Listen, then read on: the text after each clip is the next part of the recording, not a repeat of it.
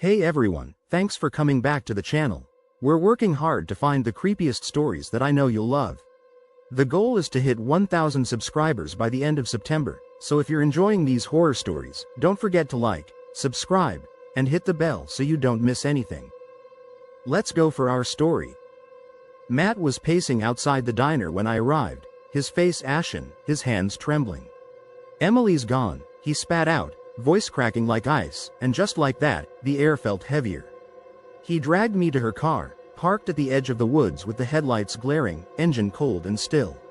"She just left," he whispered, eyes darting nervously to the dark tree line. Something in the way he looked at those trees sent a shiver down my spine. "We called the cops, and their blank stares told me all I needed to know." "Could she have wandered off?" they asked, but their voices were hollow, their concern not quite reaching their eyes. Matt's desperation cut through. "She didn't just wander. She's been different," he said, like she knew something we don't. His gaze remained fixed on the woods, where shadows seemed to writhe and pulse. Days crawled by with no sign of Emily. Friends scoured her places, but she was nowhere. It wasn't like her to disappear without a trace. Then Matt started getting calls. Blocked numbers, static, and Emily's voice, barely audible, just a single word. "Help." It was like she was screaming from beyond, trapped in some awful limbo. The calls spread, first to Matt's acquaintances, then to random townsfolk. The same eerie static, the same pleading voice. I was skeptical until I got my own call at 3 a.m. The phone buzzed, and there it was, Emily's voice whispering, "Help," like it was coming from the depths of some suffocating void. Rumors twisted into grotesque shapes. Emily wasn't just missing, she was somewhere else, a realm beyond our understanding. People said she'd been dabbling with things she shouldn't have, opening doors into places she couldn't come back from. I found her journal, a grotesque tapestry of sketches, bizarre symbols, and mad scrawlings about doors in the woods. One phrase repeated like a chant, "They're watching." Matt's sanity fractured. He was gaunt, eyes hollow. "She's crossed over," he muttered, "to a place beyond this one." His obsession was palpable, his fear raw. He spoke of other realities, his voice a frantic whisper in the dead of night. As whispers turned to cries, more people heard Emily's voice. Echoes in the woods, a faint cry for help that no one dared to trace. The town's atmosphere grew thick with dread, an unseen darkness wrapping itself around every shadow. Something was brewing, something that felt ancient and malevolent. Then Matt vanished. No warning, no trace, just like Emily. But this time, there were no calls, no whispers, just a gaping void of silence where his presence had been. It was like he'd been erased, absorbed into the same dark abyss that had claimed Emily. I couldn't shake the feeling that something was lurking in the woods, watching me. I had to go in, driven by a gnawing sense that the answers were hidden somewhere among those oppressive trees. I stepped into the woods, and the air grew colder, thick with an ominous presence.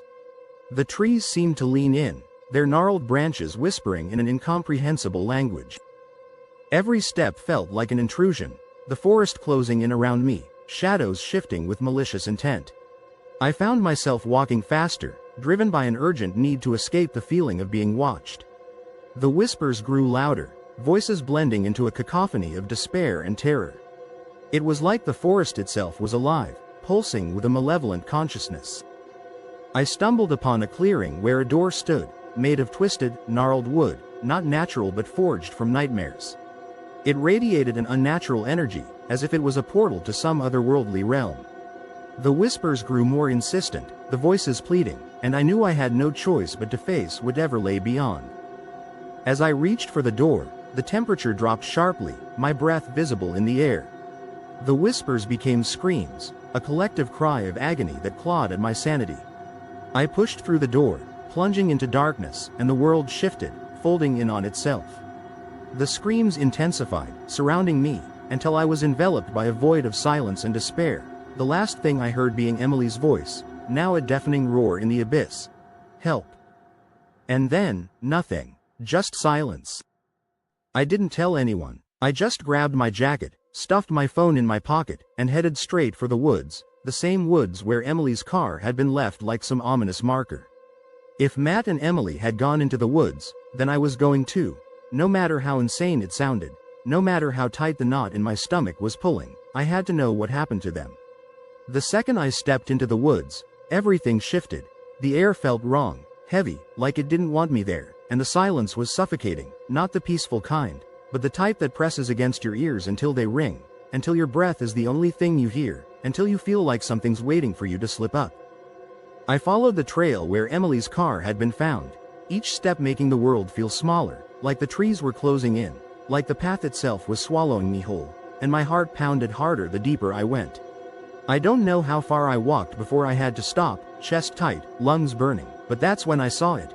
A symbol, carved into one of the trees, and I swear to God it was the same one from Emily's journal, the same twisted, jagged mark that I'd seen drawn in the margins, like a warning, like a curse.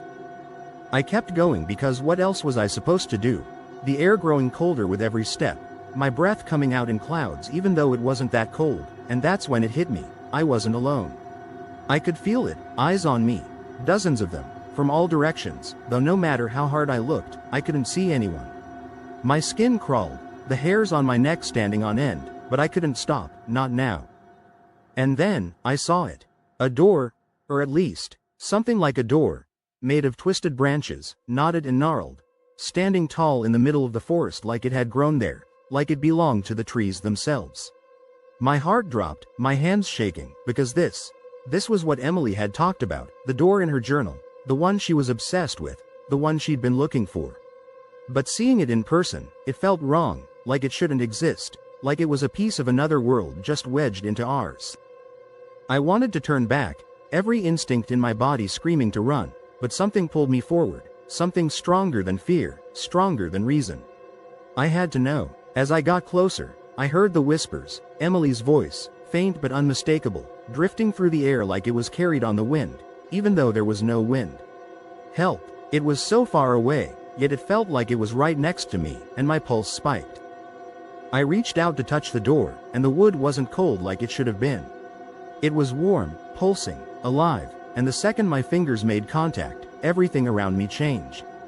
The world shifted, same trees, same woods, but the air was different, heavier, electric, charged with something I couldn't explain. My skin prickled, every nerve screaming, and then I heard it, footsteps behind me. I spun around, but there was no one there, though the sound kept getting louder, closer. Panic set in, and I started walking faster, then running, my breath coming in ragged gasps. But no matter how fast I went, the footsteps matched mine, closing in, and that's when I saw her, Emily. Standing in the distance, her back to me, just beyond a clearing. My heart slammed against my ribs. Emily, I shouted, but she didn't move, didn't even turn around.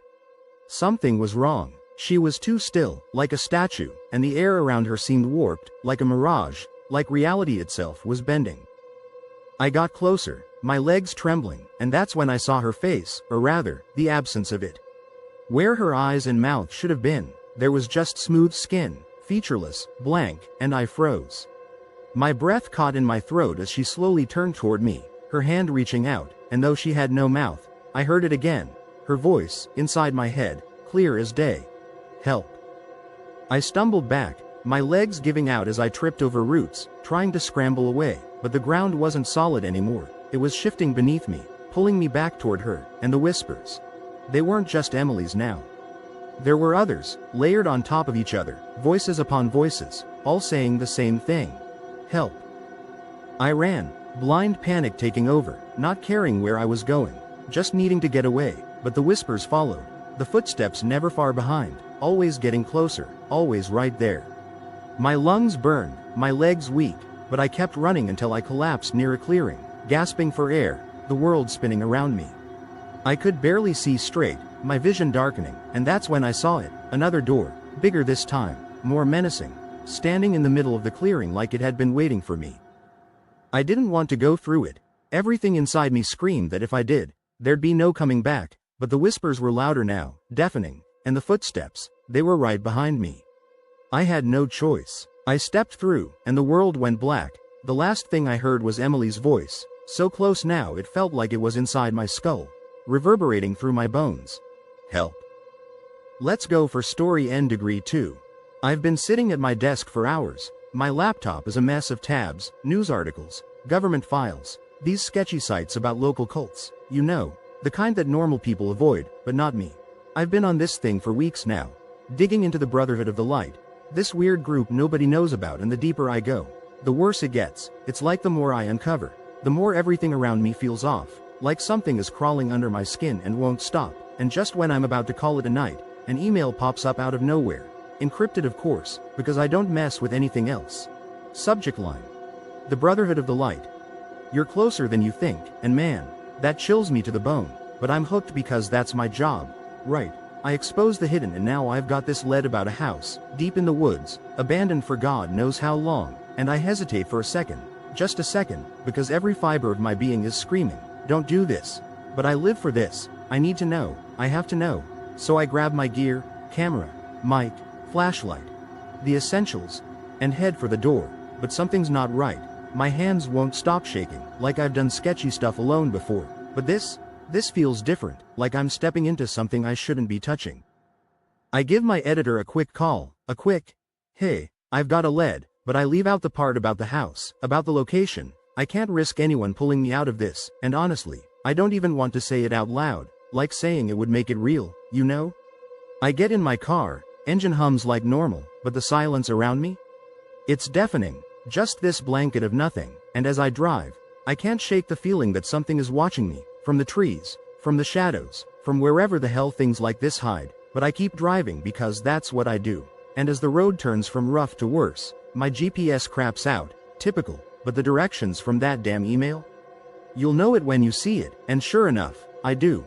The house just appears, like 1 minute it wasn't there, and now it's barely visible through the trees, crumbling, ancient, but there's this light inside, flickering like it's barely holding on to existence, just like this place.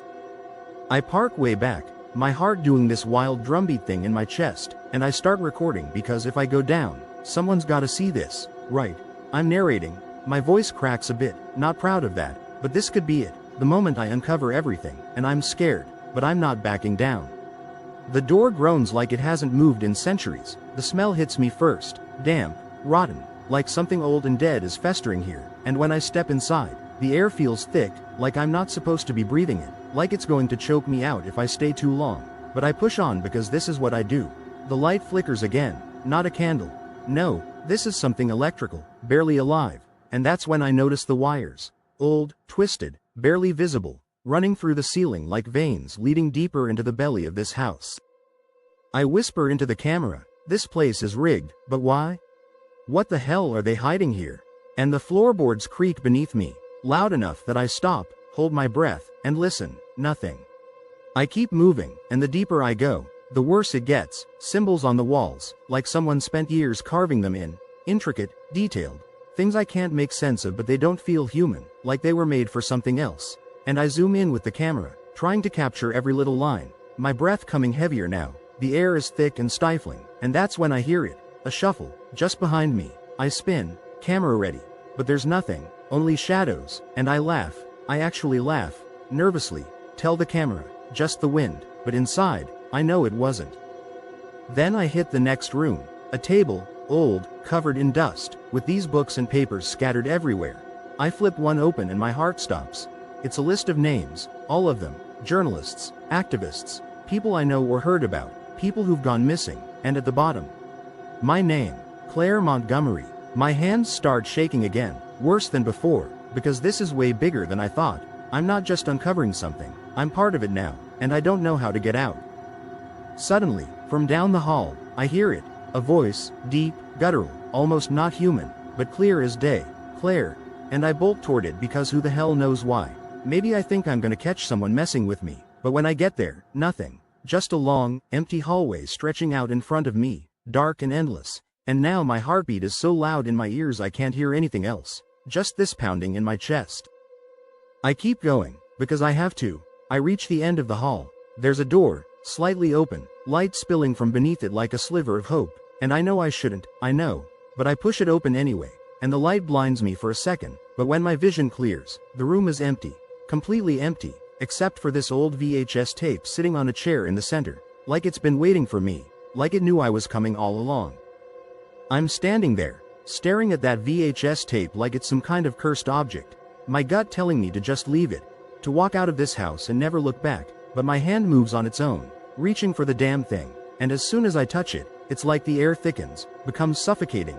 My palms are sweating, and I swear the tape feels hot, like it's burning through the fabric of my bag the moment I shove it in there. My instincts screaming at me to leave, get out, but when I turn toward the door, it slams shut with this thunderous echo that feels like it's rattling my bones, and I freeze, my heart slamming against my ribs, trying the door, pounding on it, but it won't budge, and now my pulse is racing so fast I can't think straight. Everything feels like it's closing in. The light, that weak flickering light, starts dimming, fading out like it's being swallowed by the dark, and then I see it. Something moving in the corner of the room, just at the edge of my vision. It's subtle at first, like a trick of the eye, but no, it's real, and it's creeping closer, slow and deliberate, and I can't make out what it is, but the shadows, they start shifting, stretching across the walls like they're alive, and I'm pressing myself against the door, my breath coming out in short gasps. I can't breathe.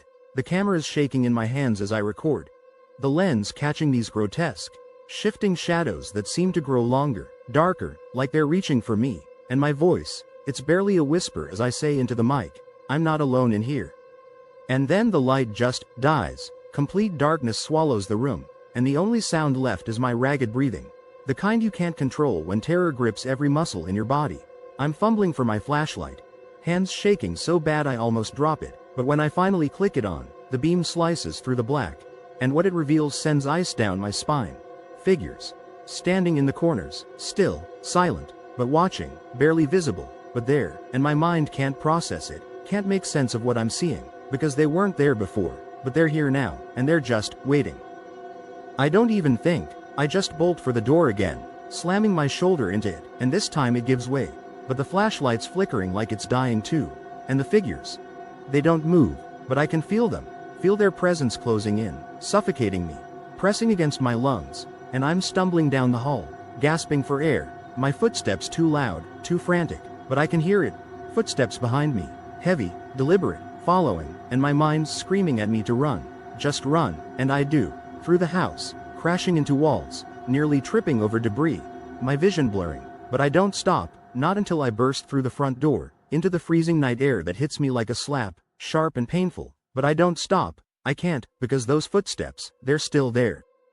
My car is up ahead, I dive for it, fumbling with the door, hands shaking so bad I almost drop my keys, but I manage to slam the door shut, and for a second, just a second, I think maybe I'm safe, maybe I outran whatever the hell that was, but then my camera, it slips from my lap, hits the seat, and the screen flickers to life on its own, showing the last few moments in the house, and my blood runs cold because there, in the footage, standing impossibly close behind me, is one of those shadowy figures, just watching, and I can't breathe again. My chest tightens because I know, deep down, I didn't outrun anything. I floor the gas pedal, speeding down the dark, winding road, the night swallowing everything around me, but my heart's pounding so hard it feels like it might explode. The figures aren't following, but there's this gnawing feeling that I haven't escaped, that they're still with me, and then my phone buzzes in the passenger seat, an email notification, and I glance over, hands trembling as I pick it up, and the sender is unknown, but the message? We never leave. My breath catches in my throat, and before I can process it, the phone buzzes again, another email, and this time it says, "You're not alone." My hands are practically shaking off the wheel now, and I'm struggling to focus on the road, on anything, but the panic is eating me alive. So I pull over, chest heaving, trying to suck in air, and I look around, expecting to see those figures in the trees, in the darkness, just waiting, watching, and the phone buzzes again, and I swear my fingers barely work as I unlock it, and there's a video attachment now, and every instinct is screaming at me not to open it, but I can't help myself. I press play, and it's a video from earlier, when I was in the house, but this time, the camera isn't in my hands, it's following me, like someone, or something, was recording me the entire time, stalking my every move, and the last frame, it shows me, standing outside my car, from a distance, timestamped just seconds ago, and that's when I drop the phone, my heart pounding so loud I can barely hear anything else, and I look up, and in the reflection of my rearview mirror, there's someone standing behind the car, just standing, watching, waiting.